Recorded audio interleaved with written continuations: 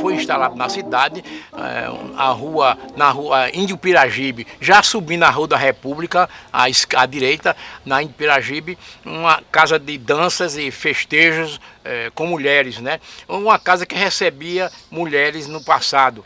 Então, como os familiares, havia dança no sábado e no domingo, como os familiares não acharam interessante, então denominaram de a Rua da Sodoma. Mas posteriormente, já na década de 30 para 40, instalou-se no centro da cidade, um ambiente na rua Silva Jardim e a rua Tenente Retumba, principalmente naquela rua Silva Jardim, que tem aquela escadaria atrás do palácio. Aquelas primeiras casas geminadas, pegadas entre si, aquelas casas inicialmente serviam de casa de recurso. Depois foi prostituindo, foi criando cabarés com dança, com vitrola, não era radiola, era vitrola e cabarés simples. Alguns cabarés já melhorando o seu padrão, né? Foi o tempo que foi chegando as radiolas, aquelas de ficha, né? Já na década de 45 para 50 de ficha. Enquanto isto, a rua, paralelamente, já ia surgindo os grandes cabarés, né? Que a sociedade frequentava, que era na rua Maciel Pinheiro, mas ela era denominada de Rua das Convertidas. Convertida porque um jesuíta que chegou aqui na Paraíba, ele construiu aquela casa do artesão e recolheu as mulheres de vida fácil, arrependidas de suas vidas voltando para o Evangelho. Então, ali foi criado um convento e foi denominado de Rua das Convertidas. Então, com o passar do tempo, mudaram-se daquela região, foram para o centro da cidade. Então, aquelas casas foram aproveitadas, porque tinha um salão grande e se aproveitavam como fazia para cabaré. Cabarés, eu digo, mais sofisticados, com música ao vivo, com decoração, as mulheres de primeira qualidade, oriundas de Natal, de Recife, já que utilizavam, copiavam vestido, adquiria esse vestido na Rainha da Moda, paralelamente com a sociedade. Na década de 30, prestes à Revolução, um cabaré de Antonina naquela rua, se não me engano, o número 57, ali refugiava, se encontrava altas horas da noite, o grupo revolucionário da Paraíba, o padre Matias Freire, Antenor Navarro, Odom Bezerra, Juarez Távora, né? O líder da revolução, se trancavam no cabaré, fechavam para estudar a estratégia da revolução. Quer dizer, ninguém ia pensar que, por exemplo, o padre Matias Freire, que era um revolucionário, um padre dentro de um cabaré, mas ele tirava a batina e ia para o cabaré, mas era um sentido revolucionário, né? Por incrível que pareça, havia uma tolerância clara, explícita, a relação da família com o cabaré, eu diria que era quase igual da família com o clube. Obviamente, dentro de uma linha altamente preconceituosa, com muito preconceito, porque a prostituta, obviamente, tinha o seu espaço como prostituta, vivia disso, e as famílias sabiam que era prostituta. O próprio Cine Brasil, que tinha a seção das moças quinta-feira, tinha uma fila para sentar em prostituta. Então havia uma adesão, uma aceitação, e principalmente porque na visão da família burguesa, principalmente do pai e da mãe, ela era uma prestadora de serviço público, porque é ela que fazia com que o filho aprendesse a atividade sexual. Então era comum, isso era abertamente, a família sabia que os filhos iriam ao cabaré procurar prostituta para perder a virgindade. E a Antonina, neste caso, não era apenas uma comerciante do sexo. Era como Laura, era como Osana, que são os grandes nomes do cabaré da Paraíba. E a morte dela foi um acontecimento que transcendeu o próprio fato do falecimento.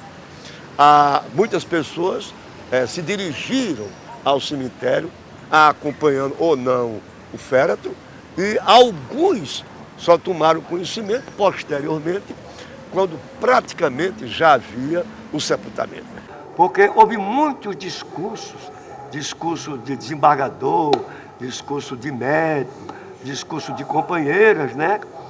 E frase histórica como a que é divulgada, que teria sido do desembargador Júlio Rick, que é a famosa frase: parai, coveiros apressados, que eu quero saudar a mulher que era a viga mestra da prostituição paraibana.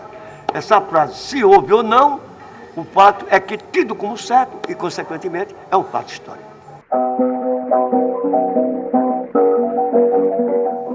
Porque a zona, ela fechava às 2 horas. Os guardas vinham apitando e a gente a hora do miserável, o apito do guarda. Então as mulheres não podiam frequentar, as pensões ficavam fechadas e o resultado, como o Bar Pedro Américo não tinha portas porque não fechava, então ia todo mundo para lá jantar e terminar suas noitadas. Marlene morava ali numa transversal paralela a Marcoutinho. A gente foi muitas vezes lá, não atrás de Marlene, mas atrás da comida dele, que ele cozinhava muito bem, e da bebida dele. E fez um restaurante de Marlene, que era um dos pontos marcantes até de João Pessoa. E Marlene se tornou famoso pela sua presença de espírito, pelo seu cabelo, sua cabeça taurina enorme. Ele usava um rabo de cavalo, másculo no aspecto, mas nos trejeitos foi a maior bichona que João Pessoa já teve. Adotou um filho, o Edson, a gente foi no aniversário dele, não teve aquelas pompas que eu conto no livro, mas foi um grande aniversário, batizado, e Marlene sempre afirmava que era filho de um gaúcho, o menino era filho de um gaúcho, mas só pura gozação. Pelo que me contaram, que ele fez uma operação aqui, não sei se foi vesícula, né? E ele contou no hospital que era um filho que tinha nascido, que era eu, né? A história foi essa. E quando eu fui crescendo, a turma dizia: tu nascesse de um homem. O garoto aí dizia: mas como? Mas ao passar do tempo eu fui entendendo que não era, né? Mas a conversa que ele diria que teve um filho na maternidade, que foi eu. Meu pai verdadeiro era Clóvis, gerente dos armazéns do norte, né? E eu fui atrás, conheci ele. Como hoje ainda frequenta a caseira, mas nunca é como quem foi Marlene, né? É totalmente diferente, né? A convivência. Sai de cima do telhado, deixa esse menino dormir sonhando. Tudo que ele tinha era só dedicado à família dele. A família dele nunca passou necessidade na vida. A minha revolta até hoje, eu fico indignado porque depois que ele ajudou a todos e depois que ele adoeceu, a família abandonou ele. Se não fosse eu que estivesse com ele teria jogado na rua, ficaria jogado, calçado por todo canto, porque a família não aceitava ele. O jeito que ele andava, as unhas pintadas, os cabelos amarrados, tamanco alto, só que ele nunca chegou a usar roupa, vestido, né? E por onde ele passava era bem recebido, um gritava de um lado, um gritava do outro. A marca registrada dele que ele deixou, acho que foi essa daí. Foi um símbolo que eu acho que jamais será esquecido. O Cabaré de Osana foi um acontecimento, este sim, é um acontecimento que seria hoje da crônica social. Tanto é assim que o próprio governador, Oswaldo Trigueiro, solteirão à época, presidiu a solenidade com direito à banda de música da Polícia Militar na calçada e com umas coisas importantíssimas, algumas atrações. Vieram prostitutas de trem do Recife, vieram de Natal e vieram alguns de avião, tanto da Bahia como do Rio de Janeiro. O acontecimento foi importante, teve a presença de um nome nacional, que era o Nelson Gonçalves, e foi um acontecimento, eu diria, de meses na cidade de João Pessoa. É importante se considerar a respeito da Osana, que ela foi uma mulher que durante 50 anos, praticamente, ela dominou a noite da Paraíba. Apesar dela não ter mais casa, já nos últimos anos de sua vida, mesmo assim, ela tinha uma interinfluência nas outras casas. Ela foi uma pessoa que ajudou muito nas prostitutas ao longo de muitos anos. O Bigodete é o cara, eram todos nós, estudante liso, que tinha uma mulher para dormir na noite, na zona, sem pagar nada, fazendo agente de medicina, eu principalmente, fazendo favor, receitando os meninos, levando para a faculdade as doenças venéreas, os abortos. A gente conseguia morte grátis. E eu mandei muitas para meus professores, para doutor Jacinto Medeiros, doutor Domis Moura de Andrade, mandava para a faculdade e eles atendiam. Uma eu cheguei, ela tomou um chá de cominho para abortar, sangrou muito no aborto que ela fez, e eu praticamente salvei a vida dela, que doei sangue. E depois, 2 ou 3 anos depois, eu me encontrei com ela quando eu já estava no final dos cursos, ganhando um dinheirinho em plantões que a gente dava, e a gente começou a frequentar as melhores pensões. No caso dela, de Osana, quando eu entrei na pensão, ela gritou: meu Salvador. Vamos partir para o checheiro. O checheiro era assim, tem alguns rapazes cabaretier que usavam as mulheres e às vezes faltava dinheiro. E o pagamento, geralmente, a moeda corrente era forte e se pagava com dinheiro, moeda, né? O tilintar da moeda. E acontece que um certo dia, o rapaz saiu com a menina, trancou-se no quarto, porque elas pagavam o quarto, né? Tinha a paga do quarto. Quando entrava no quarto, a dona da pensão anotava a paga. Então ele ia para o quarto da menina, depois a menina adormecia no sono, ele vestia a roupa, ou dizia a ela que, olha, espere um pouquinho, fique deitada aí que eu deixo o dinheiro aqui. Aí, uma ocasião, ele pegou, não tinha dinheiro, pegou 2 chechos, o tilintar do checho assim na pia, e ele jogava o checho na pia e fazia um barulho semelhante a algumas moedas, né? E a mulher ficou tranquila, né? Daí a pouco ele saiu, desceu a escadaria, a mulher desconfiou um pouco. Quando voltou, que olhou dentro da pia, tinha 3 ou 4 chechos.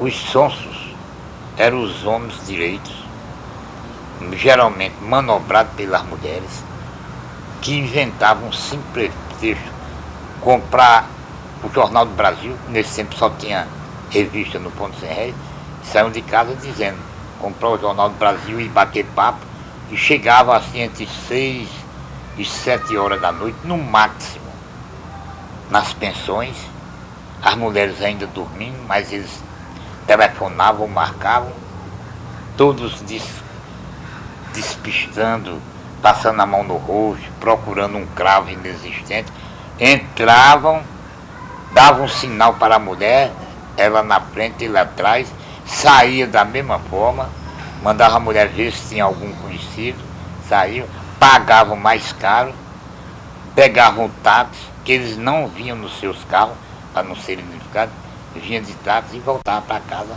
na maior das inocências. Por trás dos redemoinhos de água viva, convulsiona-se o mangue varadouro, entre ladeiras, armazéns, bêbados e botecos, ranço dos secos e molhados.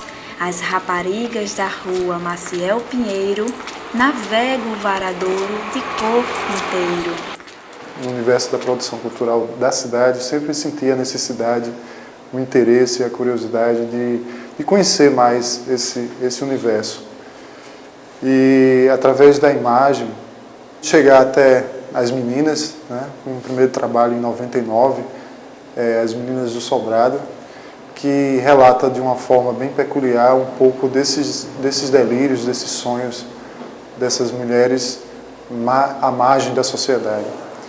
E podemos perceber uma força muito grande no evento em si, né? As fotografias que foram feitas e que junto reuniu poesia com Paulíbio Alves, que escreveu sobre os prostíbulos da cidade, do centro histórico de João Pessoa, Margareta Aurélio, que pintou também esse cenário, né?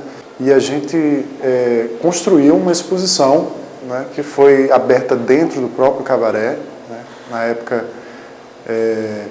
conseguimos reunir a sociedade, né, do pipoqueiro ao secretário de Cultura, ao pró-reitor, enfim, pessoas da alta sociedade, familiares, famílias pessoas que tinham interesse em conhecer, curiosidade, fantasias em conhecer esse espaço. A experiência dessa exposição, desses eventos, é uma experiência de vida, né? Onde, na realidade, a gente desmistifica muita coisa e cria uma ideia de santuário, de um espaço que também ele se transforma em santuário de pessoas iluminadas, de pessoas que vivem o dia a dia com seus problemas, com seus anseios e que faz parte.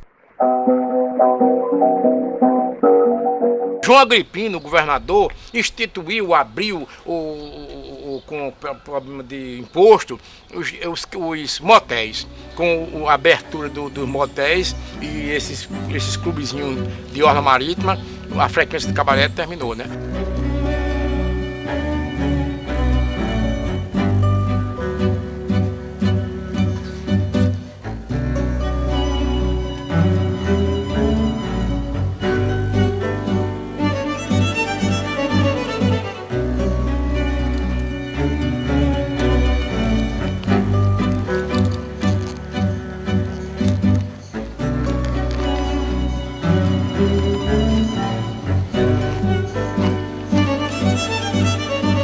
Nada que é vidro eterno blindado, porque coração de ferro me atraiçoastes.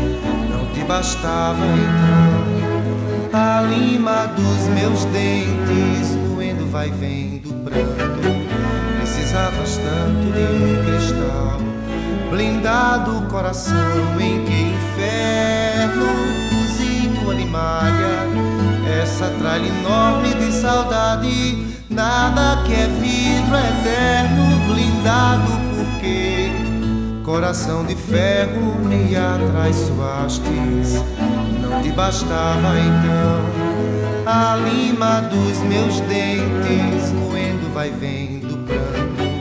Precisavas tanto de um cristal blindado, coração em que inferno alimalha essa tralha enorme de saudade. Põe tua mão e ausculta esse coração de puta batendo na porta errada, batendo na porta errada.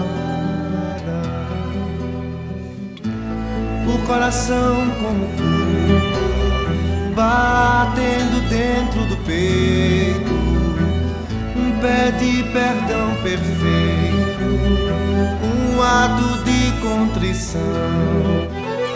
Põe tua mão e ausculta esse coração de puta batendo na porta errada, batendo na porta errada.